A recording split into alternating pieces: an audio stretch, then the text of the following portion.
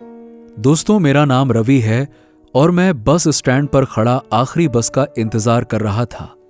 घड़ी की सुइयां रात के 11:50 पर ठहरी हुई थीं। हवा में ठंडक थी और कहीं दूर कुत्तों के भौंकने की आवाज सन्नाटे को चीर रही थी। मेरे आसपास कोई नहीं था सिवाय उस पुराने जर्जर बस स्टैंड के, जिसके लोहे के खंभों पर जंग की परतें चढ़ी हुई थीं। तभी धूल भरी सड़क पर एक बस की हेडलाइट की रोशनी दिखाई दी। मैंने राहत की सांस ली और सामने देखा तो बस धीरे धीरे मेरे पास आकर रुकी। एक पुरानी जंग खाई हुई खटारा बस थी, जिसके शीशे धूल से ढके थे और पेंट उखड़ रहा था। बस ड्राइवर का चेहरा भी अंधेरे में मुझे साफ साफ दिखाई नहीं दे रहा था, लेकिन उसने बिना कुछ बोले ही दरवाजा खोला। मैंने जल्दी से अपनी थैली उठाई और बस में चढ़ गया। अंदर का माहौल कुछ अजीब सा था। बस की सीटें फटी हुई थीं और बस में से बदबू आ रही थी, जैसे कुछ सड़ रहा हो। मैंने देखा कि बस में पहले से ही कुछ लोग बैठे हुए थे। उनकी संख्या गिनना तो बेहद मुश्किल था, क्योंकि अंधेरा इतना घना था कि सिर्फ उनके साए ही दिखाई दे रहे थे। मैंने एक खाली सीट पर खिड़की के पास बैठने का फैसला किया। मेरे बैठते ही बस फिर से चल पड़ी। पहले कुछ मिनट तो सब कुछ सामान्य लगा, लेकिन फिर मुझे एहसास हुआ कि बस की रफ्तार असामान्य रूप से बहुत तेज थी। सड़क पर कोई दूसरा वाहन भी दिखाई नहीं दे रहा था और बस का इंजन एक अजीब सी घबराहट के साथ चल रहा था। मैंने ड्राइवर की ओर देखने की कोशिश की, लेकिन उसका चेहरा अब भी अंधेरे में छिपा हुआ था। तभी मैंने अपने बगल में बैठे व्यक्ति की ओर देखा, जो कि एक बुजुर्ग आदमी था। उसका चेहरा पीला और सिकुड़ा हुआ था। उसकी आंखें खोखली थीं, जैसे उसमें कोई जिंदगी ही ना हो। मैंने उससे कुछ पूछने की भी सोची, लेकिन मेरी जुबान जैसे जम सी गई थी। तभी उसने मेरी ओर देखा और उसकी आंखों में एक ठंडी चमक थी जो मेरे रोंगटे खड़ी कर गई। मैंने जल्दी से नजरें हटाई और खिड़की की ओर देखने लगा। बाहर का नजारा अब बदल चुका था। वो सड़क अब पक्की नहीं थी, बल्कि एक कच्ची ऊबड़ खाबड़ जगह थी, जिसके दोनों ओर बेहद ही घने जंगल थे। पेड़ इतने घने थे कि उनकी छाया बस की खिड़कियों को छू रही थी। अभी मुझे अचानक से याद आया कि ये रास्ता तो मेरे शहर की ओर जाता ही नहीं है। मैंने घबराते हुए अपनी घड़ी में देखा, मगर घड़ी का समय तो रुका हुआ था, 11:50। यह देखकर मेरे माथे पर पसीना आ गया। मैंने बस में निगाह घुमाई तो बस में बैठे बाकी के लोग अब भी बेहद चुप थे। मैंने ध्यान से देखा तो पाया कि उनकी सांसों की भी कोई आवाज नहीं आ रही थी। एकदम सन्नाटा था। अब यह देखकर मेरे दिल की धड़कन बहुत तेज हो गई। मैंने उठने की भी कोशिश की, लेकिन मेरे पैर जैसे सीट से चिपक गए थे। उस बस की गति अभी और भी तेज हो गई थी। अब बाहर जंगल की जगह एक धुंध से भरा मैदान दिख रहा था। उस मैदान में दूर दूर तक कुछ भी नहीं था सिवाय कुछ टूटी फूटी कब्रों के। मेरे दिमाग में बस एक ही सवाल आ रहा था कि यह बस मुझे कहां लेकर जा रही थी। तभी वो बस रुकी और ड्राइवर ने अपना सिर घुमाया और पहली बार मैंने फाइनली उसका चेहरा देखा। ये कोई चेहरा नहीं था, बल्कि एक खोपड़ी थी, जिसे देखकर मेरे मुंह से एक दबी हुई चीख निकल गई। उसने उंगली से मेरी ओर इशारा किया और बस का दरवाजा अपने आप ही खुल गया। मैंने बाहर देखा तो वहां पर एक पुराना कब्रिस्तान था, जिसके बीच में एक खुली कब्र थी। बस में बैठे सभी लोग अब धीरे धीरे मेरी ओर देखने लगे थे। उनके चेहरे पर कोई भी भाव नहीं था, लेकिन उनकी आंखों में एक भूख थी। वो मुझे अंदर तक हिला रही थी। मैंने भागने की कोशिश की, लेकिन मेरा शरीर जैसे मेरा साथ ही नहीं दे रहा था। मेरी आंखों के सामने अंधेरा छाने लगा और मुझे लगा कि मैं उस खुली कब्र की ओर खिंच रहा हूं। तभी कहीं दूर से एक घंटी की आवाज सुनाई दी।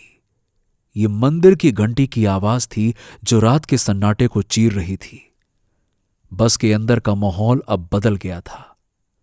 वो सभी परछाइयां जो अब तक मुझे घूर रही थीं, वो एक एक करके गायब होने लगीं। और वो बस भी धीरे धीरे गायब हो गई। मैं अपने आप को उस कब्रिस्तान में अकेला देखकर बेहद डर गया। मैंने किसी तरह से अपने आप को संभाला और उस मंदिर की ओर जोर से दौड़ा जहां से उस घंटी की आवाज आ रही थी। मेरे पीछे कब्रों से धुआं उड़ रहा था और मुझे लगा कि कोई मुझे पुकार रहा है, पर मैंने पीछे मुड़कर बिल्कुल नहीं देखा। उस मंदिर के पास पहुंचते ही मैंने देखा कि एक बूढ़ा पुजारी वहां पर खड़ा हुआ है। उसने मुझे देखा और बिना कुछ बोले मंदिर के अंदर लेकर गया। उसने मेरे माथे पर भभूति लगाई और कुछ मंत्र पढ़े, जिससे मेरी बढ़ती हुई सांसें अब धीरे धीरे सामान्य हो गईं। पुजारी ने बताया कि वो बस हर साल उस रात और उस सड़क पर आती है। ये उन आत्माओं की बस थी जो अपनी मौत को स्वीकार नहीं कर पाई थीं और नई आत्माओं को अपने साथ ले जाने की कोशिश करती हैं। मैंने कांपते हुए पुजारी से पूछा कि आखिरकार वो पुजारी कैसे खुद बच गया। उसने कहा कि मंदिर की घंटी ने मुझे बचा लिया, क्योंकि उसकी आवाज उन आत्माओं को दूर भगा देती है। खैर, मैंने वो काली रात जैसे तैसे मंदिर में ही गुजारी। सुबह मैं अपने घर चला गया, मगर उस रात की याद मेरे दिमाग में बार बार लौटती थी। मैंने उस बस स्टैंड को फिर से देखने की हिम्मत नहीं की, लेकिन मेरे मन में एक सवाल बार बार उठता था, क्या वो बस आत्माओं से वाकई में भरी हुई थी जैसा कि पुजारी ने कहा था? और अगर हां, तो उस बस ने मुझे क्यों चुना? मेरे लिए क्यों दरवाजा खुला? मैंने अपने आप को समझाने की भी कोशिश की कि शायद ये मेरा वहम था, शायद मैं थक गया था और मेरा दिमाग मेरे साथ खेल रहा था। कुछ हफ्तों के बाद मैंने फैसला किया कि मुझे इस डर से बाहर निकलना होगा। मैंने अपने दोस्त अखिल को फोन किया। अखिल एक पत्रकार था और रहस्यमयी कहानियों का शौकीन भी था। मैंने उसे सिर्फ इतना बताया कि मैंने कुछ अजीब अनुभव किया है और मुझे उस जगह के बारे में और जानना है। अखिल ने तुरंत हामी भरी और वो हमेशा से ऐसी कहानियों के पीछे भागता था जिनमें कुछ रहस्य हो। फिर हमने उस गांव के लिए फिर से एक यात्रा की, पर इस बार हम दिन में गए ताकि रात का वो भयावह अनुभव दोबारा ना हो। काशीपुर पहुंचने पर हमने उस बस स्टैंड की तलाश शुरू की, लेकिन जैसा कि मुझे डर था, वहां तो कुछ भी नहीं था। वहां था तो सिर्फ एक खाली मैदान जहां कुछ जंगली झाड़ियां उगी हुई थीं। अखिल हंसते हुए कहता है, रवि, तूने शायद वाकई में रात में कोई सपना देखा था। यहां तो यार कुछ भी नहीं है। मैंने अखिल को पुजारी की बात बताई तो अखिल का चेहरा गंभीर हो गया। अखिल कहता है, ठीक है, तो चल उस मंदिर को ढूंढते हैं, शायद वो पुजारी हमें कुछ बता सके। हमने गांव वालों से उस मंदिर के बारे में पूछा तो कुछ लोगों ने हमें एक पुराने शिव मंदिर की ओर इशारा किया जो गांव से कुछ किलोमीटर दूर जंगल के पास था। वो वही मंदिर था जहां मैं उस रात को भाग कर गया था, लेकिन दिन के उजाले में ये जगह उतनी डरावनी नहीं लग रही थी। मंदिर की दीवारें पुरानी थी और घंटी अभी भी वही थी जो उस रात मेरी जान बचाने वाली थी। हां, पुजारी वहां पर नहीं थे। मंदिर के पास एक छोटी सी कुटिया थी जहां एक युवा साधु रहता था। उसने हमें बताया कि पुराना पुजारी कुछ हफ्तों पहले ही गुजर चुका है। यह सुनकर मेरे दिल में एक अजीब सी बेचैनी उठी। क्या वो पुजारी भी उसी बस का हिस्सा था? साधु हमें मंदिर के पीछे एक पुराने कब्रिस्तान की ओर ले गया। ये वही कब्रिस्तान था जो मैंने उस रात देखा था, लेकिन अब यहां धुंध नहीं थी और कब्रें भी साफ साफ दिखाई दे रही थीं। साधु ने बताया कि यह कब्रिस्तान सैकड़ों साल पुराना है। यहां उन लोगों की कब्रें थीं जो एक भयानक हादसे का शिकार हो गए थे। कई साल पहले एक बस जंगल के उस सड़क पर पलट गई थी जिसमें सवार सभी लोग मारे गए थे। तब से गांव वाले उस सड़क से रात में गुजरने से डरते हैं। अखिल ने अपनी नोटबुक निकाली और साधु की बातें लिखने लगा। मैं चुपचाप से उन कब्रों को देख रहा था तो उनमें से एक कब्र पर मेरा भी नाम लिखा हुआ था। ये देखकर तो मेरे पैरों तले जमीन खिसक गई। मैंने अखिल को पुकारा, अखिल देखो ये क्या है। लेकिन जब वो मेरे पास आया तो उसने कहा कि यार क्या बात कर रहा है, यहां तो कोई नाम नहीं लिखा हुआ है। मैंने अपनी आंखें मली और फिर से उस ओर देखा तो अब वो नाम गायब था। उस रात हम उसी गांव में रुके। अखिल ने मुझसे कहा कि वो इस कहानी पर एक लेख लिखना चाहता है, लेकिन मुझे अब इस रहस्य को सुलझाने की जिद थी। मैंने फैसला किया कि मैं उस बस का पीछा करूंगा, चाहे कुछ भी हो जाए। अगले कुछ महीनों में मैंने उस हादसे के बारे में जानकारी जुटाने में बिता दिए। मैंने पुराने अखबारों को खंगाला, गांव वालों से बातचीत की और उस सड़क के इतिहास को समझने की कोशिश की। मुझे पता चला कि वो बस हादसा 1975 में हुआ था। बस में सवार लोग एक तीर्थ यात्रा से लौट रहे थे जब उनकी बस एक रहस्यमय ढंग से पलट गई। यह हादसा कैसे हुआ कोई नहीं जानता। कुछ लोग कहते हैं कि ड्राइवर को नींद आ गई थी, तो कुछ का मानना था कि बस को किसी ने जानबूझकर पलटा दिया था। लेकिन एक बात जो सब में आम थी वो ये कि उस सड़क पर अजीबोगरीब घटनाएं होने लगी थीं। मैंने उस बस के ड्राइवर के बारे में भी पता लगाने की कोशिश की तो पता चला कि उसका नाम था रामलाल। वो एक अनुभवी ड्राइवर था जिसे उस रात में उस रास्ते की अच्छी जानकारी थी। लेकिन हादसे के बाद उसका शव कभी नहीं मिला। कुछ लोग कहते हैं कि वो हादसे में मरा नहीं था, बल्कि जंगल में गायब हो गया था। तो कुछ का मानना था कि वो अब भी उस बस को चलाता है, लेकिन अब वो कोई इंसान नहीं बल्कि एक आत्मा है। मेरे मन में एक योजना बनने लगी। मैं उस बस को फिर से देखना चाहता था। मैं जानना चाहता था कि वो बस मुझे क्यों बुला रही थी। मैंने अखिल को अपने प्लान के बारे में बताया। वो पहले तो हंसा, लेकिन जब उसने मेरी आंखों में गंभीरता देखी तो उसने कहा, ठीक है, मैं तुम्हारे साथ चलूंगा, लेकिन अगर कुछ गड़बड़ हुई तो मेरी जिम्मेदारी नहीं है। हमने उस रात को चुना जब वो हादसा हुआ था, 13 अक्टूबर। गांव वाले कहते थे कि हर साल इस तारीख को वो बस फिर से उस सड़क पर दिखाई देती है। हमने उस पुराने बस स्टैंड के पास इंतजार करने का फैसला किया। इस बार मैं तैयार था। मेरे पास एक ताबीज थी जो मैंने उस मंदिर से लिया था, और मेरी जेब में भभूत का एक छोटा सा डिब्बा था। अखिल के पास उसका कैमरा और एक टॉर्च भी थी। रात के 11 बजने वाले थे। हवा में वही ठंडक थी और सन्नाटा वैसा का वैसा ही गहरा था जैसा कि उस रात को था। तभी दूर से वही हेडलाइट दिखाई दी, पीली हेडलाइट, जिसे देखकर मेरा दिल जोर जोर से धड़कने लगा।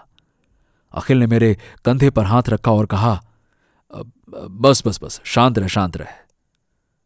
उस बस का दरवाजा एकदम से खुला। मैंने अखिल की ओर देखा, उसने मेरी ओर देखा और उसने अपना सिर हिला दिया और हम दोनों उस बस में चढ़ गए। बस के अंदर का माहौल वैसा ही था, अंधेरा और वो साए। लेकिन इस बार मैं डरने वाला नहीं था, क्योंकि मुझे तो किसी भी तरह से उस बस की हकीकत जाननी थी। मैंने एक सीट ली और अखिल मेरे बगल में बैठ गया। बस फिर से चल पड़ी। इस बार मैंने ध्यान दिया कि ड्राइवर की सीट पूरी तरह से खाली थी। कोई भी ड्राइवर नहीं था। फिर भी बस अपने आप चल रही थी। अखिल ने अपना कैमरा निकाला और तस्वीर लेने की कोशिश की, लेकिन उसका कैमरा अब काम ही नहीं कर रहा था। उसने टॉर्च जलाई, लेकिन उसकी रोशनी भी बस के अंधेरे को भेद नहीं पा रही थी। मेरे बगल में वही बुजुर्ग आदमी सामने आया, जिसकी खोखली हंसी मुझे फिर से घूर रही थी। मैंने अपनी जेब से भभूत निकाली और उसकी ओर छिड़क दी। वो चीखता हुआ वहां से अचानक से गायब हो गया। लेकिन बाकी के साए अब मेरी ओर बढ़ रहे थे। अखिल ने मेरा हाथ जोर से पकड़ा और कहा, मेरे भाई, हमको यहां से निकलना होगा, जल्दी करो। उस बस का दरवाजा अभी भी बंद था। मैं खिड़की तोड़ने की कोशिश करने लगा, लेकिन वो नहीं टूटी। तभी वही औरत फिर से मेरे सामने आ गई, वही जिसके चेहरे पर बाल बिखरे हुए थे और जिसकी आंखों में गहरे गड्ढे थे। उसने मेरी ओर अपना हाथ बढ़ाया। वैसे ही मैंने अपनी तावीज को जोर से पकड़ लिया और फिर मंत्र पढ़ना शुरू कर दिया, जो कि मुझे पुजारी जी ने सिखाया था। अचानक से वो बस रुक गई। बाहर वही कब्रिस्तान था, लेकिन इस बार कब्रों से धुआं नहीं बल्कि आग की लपटें उठ रही थीं। मैंने देखा कि एक कब्र पर मेरा नाम फिर से लिखा हुआ था। अखिल ने भी उसे देखा और कहा, यार ये सब क्या हो रहा है? मैंने कहा, हमें उस ड्राइवर को ढूंढना होगा, वो इन सब का जवाब है। हम बस से नीचे उतरे और उस कब्रिस्तान की ओर बढ़े तो वहां पर एक आकृति थी जो धुएं में लिपटी हुई थी, और ये वही खोपड़ी थी जिसे मैंने ड्राइवर के रूप में देखा था।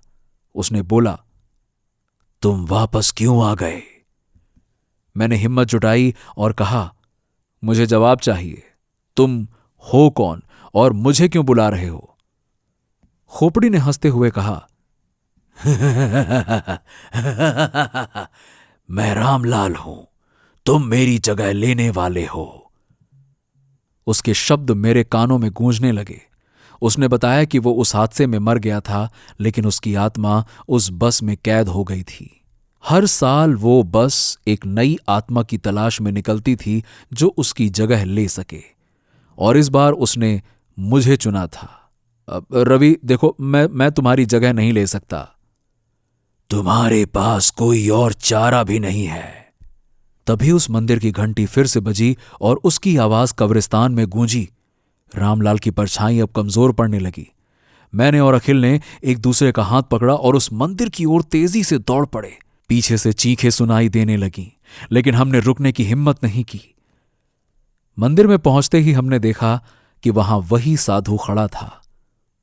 उसने हमें अंदर बुलाया और मंत्र पढ़ना शुरू कर दिया। मंत्र पढ़ते ही धीरे धीरे बाहर की चीखें थम गईं। तुमने बहुत बड़ा जोखिम लिया, लेकिन तुम्हारी हिम्मत ने तुम्हें बचा लिया। वो काली रात हमने उस मंदिर में ही गुजारी और सुबह होने पर हम शहर लौट आए। आज भी जब मैं उस सड़क से गुजरता हूं तो मुझे लगता है कि जैसे कोई मुझे देख रहा है। शायद वो बस अब भी मेरे इंतजार में है, लेकिन अब मैं जानता हूं कि डर से भागने से कुछ नहीं होगा। अगर वो बस फिर से मेरे सामने आएगी तो मैं उसका सामना जरूर करूंगा, क्योंकि अब मेरे पास सिर्फ एक ताबीज नहीं बल्कि मेरी हिम्मत